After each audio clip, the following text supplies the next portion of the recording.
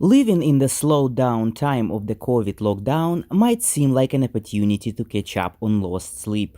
But since mid-March, the number of Google searches starting with weird quarantine dreams has surpassed 200 million. Psychologists say more and more of their patients started complaining about weird, anxiety-filled and stressful dreams after the pandemic set in.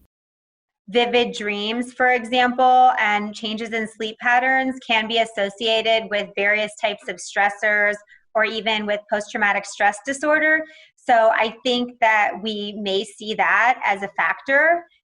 This is a collective trauma, which a collective trauma means that it's an event, a negative event that is very widely experienced in the population.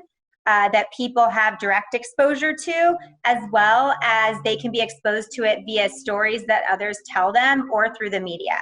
Another expert, Harvard Medical School professor Deirdre Barrett, has been compiling the pandemic dreams descriptions since mid-March. Before the pandemic, she has studied similar occurrences linked to the 9/11 terrorist attacks and the Iraqi invasion of Kuwait.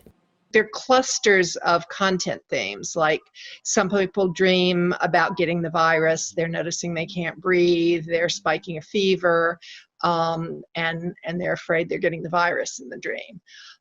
Another large group have metaphors for the virus, and the biggest subcluster of those are bug dreams. I've seen just dozens and dozens of different kinds of bugs attacking dreamers. And I think that's partly because in English, the slang word for virus is bug. Even though the coronavirus is not a predator but an unseen enemy, the level of threat is still quite high, says psychological professor Roxanne Prichard.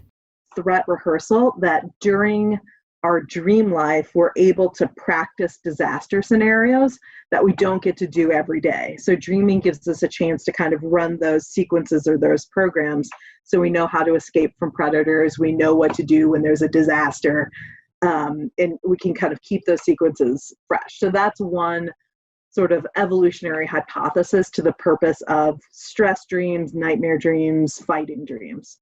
Sleep experts encourage people to prioritize good, healthy sleep in this difficult time, because lack of sleep can lead to a weakened immune system.